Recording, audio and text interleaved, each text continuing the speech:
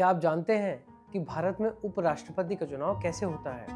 उपराष्ट्रपति का चुनाव एक निर्वाचन मंडल द्वारा किया जाता है, जिसमें संसद के दोनों सदनों, लोकसभा और राज्यसभा के सभी सदस्य शामिल होते हैं। यहाँ तक कि नॉमिनेटेड सदस्य भी। राज्य विधानसभाओं की इस चुनाव प्रक्रिया में कोई भूमिका नहीं होती। साल 2025 में कुल 782 सांसद इस चुनाव में मतदान करेंगे।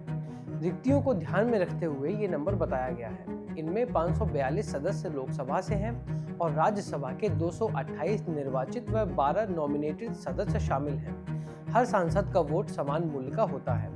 अब आइए समझते हैं कि उपराष्ट्रपति की चुनावी प्रक्रिया किस तरह होती है। मतदान की प्रक्रिया अनुपातिक प्रतिनिधित्व प्रणाली प्रोपोर्शनल रिप्रेजेंटेशन के तहत होती है और इसमें एकल संक्रमणीय मत सिंगल ट्रांसफरेबल वोट का प्रयोग किया जाता है।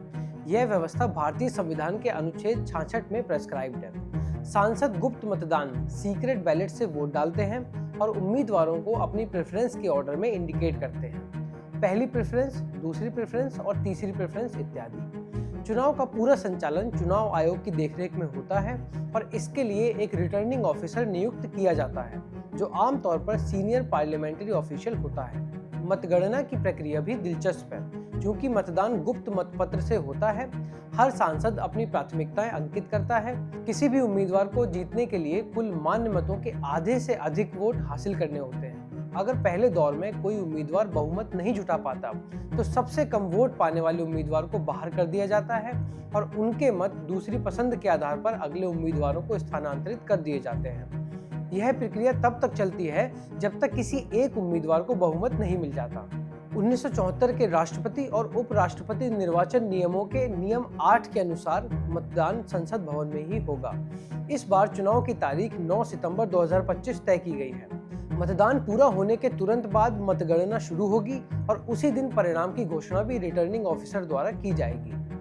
राजनीतिक दलों ने भी अपने अपने उम्मीदवारों की घोषणा कर दी है। एनडीए ने महाराष्ट्र के राज्यपाल और वरिष्ठ भाजपा नेता सीपी राधाकृष्णन को अपना उम्मीदवार बनाया है। वहीं इंडिया ब्लॉक ने पूर्व सुप्रीम कोर्ट न्यायाधीश बी सुदर्शन रेड्डी को मैदान में उतारा है। अपने गठबंधन सहयोगियों के समर्थन से एनडीए को संसद में संख्यात्मक बढ़त हासिल है। वाईएसआर कांग्रेस पार्टी जैसे क्षेत्रीय पार्टियों का समर्थन इसकी ताकत को और बढ़ा देता है।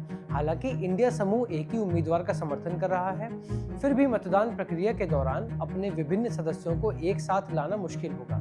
422 सांसदों, लोकसभा में 293 और राज्यसभा में 129 के साथ भाजपा के नेतृत्व वाले एनडीए को विपक्ष पर स्पष्ट बढ़त हासिल है, खासकर अगर उसके भी सहयोगी राधाकृष्णन का समर्थन करते हैं।